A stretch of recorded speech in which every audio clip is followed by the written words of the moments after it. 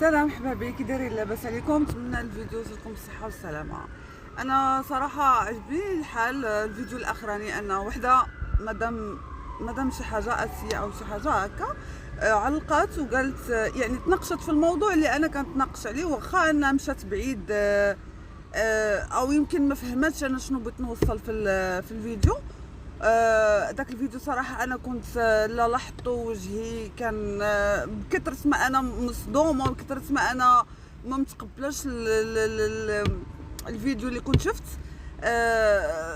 درتو وجهي صراحه متاسفه، ضرني في قلبي بزاف، لانه زينه المحارم هذه كتسمى اللي عاودت على السيده.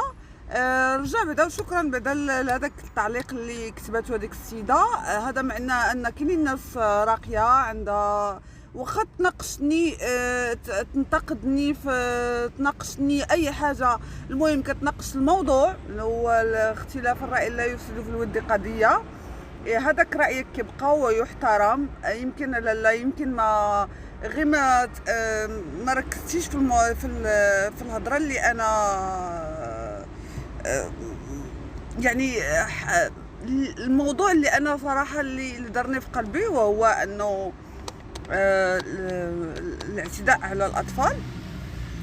اما الاعتداء اللي كتعاودي عليه انت ديالها كان في اوروبا، وما عرفتش واش كتمسخري عليا، زعما انا ما عارفه شنو، الا كتهضري على ديال راجل وراجل ولا زواج مراه ومراه. هادشي راه من زمان، من جدي وجدود اي من زمان كيف تيقولوا، مصرحه به القانون هنا في الاوروب. ولكن ما نظنش انا الموضوع اللي هضرت عليه انا على الاطفال ولا على قاصر ولا شي حاجه اللي بحال هكا، انه مسموح به هنا في اوروبا. يمكن الا مسموح به وانا ما فراسيش، ممكن لا تحط لي فيديو في الكومونتير نعرف الا الاتحاد الاوروبي سمح دار قانون قنن بحال هاد القضيه هذه، ما نعرف. دو فاسون بغيف، هادي كتبقى حريه شخصيه ديال واحد وواحد، وحده هذيك هما اوروبا. حنا تنهضروا على المغرب دوله اسلاميه، احنا مسلمين، ما تنطبقوش الاسلام 100% واخا في حوايج، ولكن بحال هاد المسائل ديال زنا المحارم ولا الاصول ولا هذه شي حاجه اللي خطيره خطيره خطيره. والكراف اكثر اللي انا فهمت من الام اللي دارت الفيديو، ان يعني السلطات عارفين وما شدوش. وانت كتبتي في الكومونتير قلتي راه هذاك ما نعرف سميتو شنو سميتو، بعد ما دار الاغتصابات عفا عليه الملك.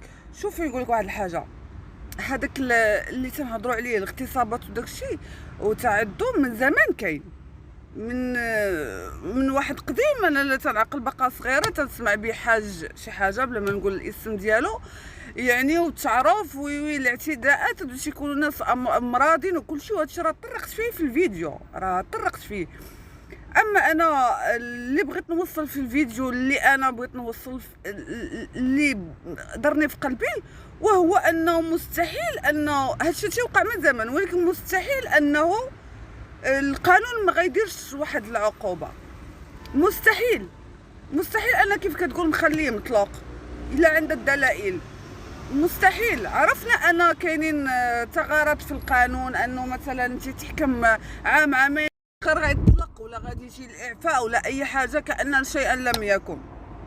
وراه هادشي راه قلتو انا حتى في الفيديو اللي قبله، ما فهمتش ليه مزيان، لان راه لا يعقل. راه تيدخل هو اصلا مريض نفساني وتيدير هذاك الفعايل وتيدخل ثاني، اشنو غادي يلقى مثلا في السجن؟ راه يلقى ثاني اكثر واكثر، غادي يتطور داك الشيء. تيخرج ثاني كثار من الاول. وكانوا حالات بزاف في المغرب انا شفتهم، وحتى عندنا في ايطالي ولا في اوروب اون جينيرال كان بزاف الحالات، ولا في الامريك ولا في العالم كله، حتى تيخرج هذاك المريض تيدير كثار من داكشي اللي كان تيدير مشدود عليه. انا بالنسبه ليا بحال هاد النوع اللي تيتعدى على هاد الاولاد واطفال صغار، ولا اب يتعدى على ولده ولا على بنته ولا الجد ولا هذا ولا، راه هادو ما خاصهمش الحبس. انا بالنسبه لي خاص الاعدام.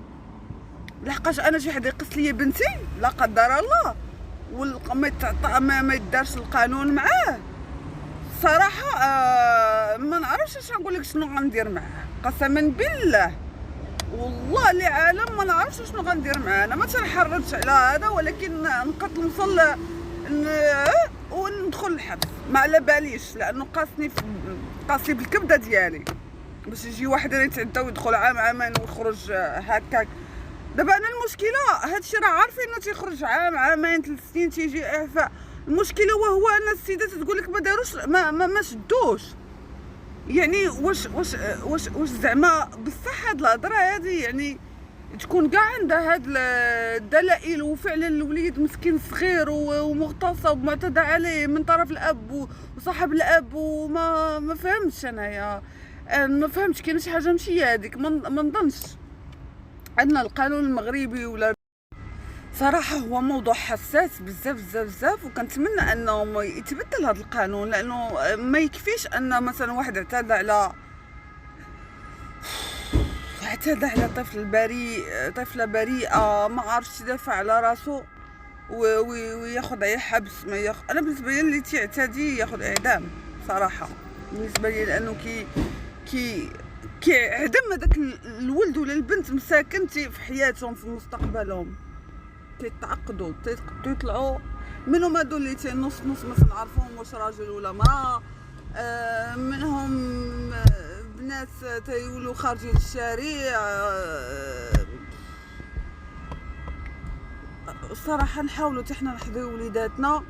دابا ما بقات الثقه تخلي بنتك ولا ولدك عند جارتك، سيرتو مؤخرا كنسمع انا بحال هاد الحوادث. رجل جارتي اعتدى لي على ولدي، اعتدى لي على بنتي، وصراحه خاصو صراحه هذا الموضوع هذا صراحه خاصو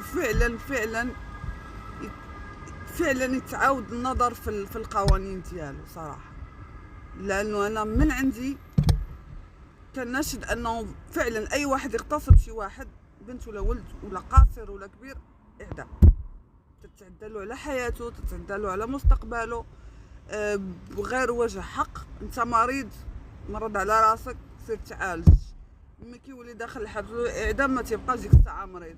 اللي مريض على راسه، وهذاك المريض يجيو تيلقاوه اصلا معتدى عليه فاش كان صغير. مشكله والله الا مشكله، موضوع حساس بزاف بزاف بزاف بزاف صراحه. انا يا ناشد انا ما فهمتش انايا كاينين الجمعيات كاينين هذا اللي خاصهم يكونوا صراحه متابعين بحال هاد القضايا. اما سيداتي بالنسبه لاوروبا راه ديجا حتى هي فيها هاد الشيء تاع الاغتصابات وهذا، حتى هما تيعطيوهم تحكموا عليهم. ما عرفتش الاحكام كتراوح حتى هي يمكن غير في السجن او تعويض او شي حاجه، ما متاكداش. واش غنقول لك، الواحد ولا خايف بزاف صراحه. انا شخصيا بعدا بنتي انا ما تنقدر نخليها مع حتى حد، ما نكذبش عليكم، تنشك في كل شيء. المهم نتمنى ان نكون وصلت الرساله اللي انا كنت بنقول في الفيديو اللي قبل، لانه يمكن ما فهمتيش مدام او ما فهمش بعض انه شنو بغيت نقصد. اما انا ماشي تنفي ان راه ما كاينش داكشي وانا مستغربه، نو، غير انا تشوكيت. الوقيته اللي كنت كنتعشى قلت لكم تشوكيت فاش شفت هذاك الفيديو، ضرني في قلبي وفي خاطري نورمال. وما نساوش حنا ما تنهضروش على اوروبا، تنهضروا على المغرب دوله اسلاميه. ان شاء الله قريب ندير لكم واحد الفيديو على واحد الموضوع مهم تيهمكم. يلا شكرا. من نختم نقول واحد الحاجه، شكرا لك لاله على التعليق ديالك، وحاجه زوينه هذه بينتي لنا كما كاينين الناس اللي راسهم خاوي مقابلين شنو لابسه وشنو دايره وشنو تنقول، كاينين الناس اللي بصح تيفهموا الموضوع اللي باغا نوصل والرساله اللي باغا نوصل. شكرا.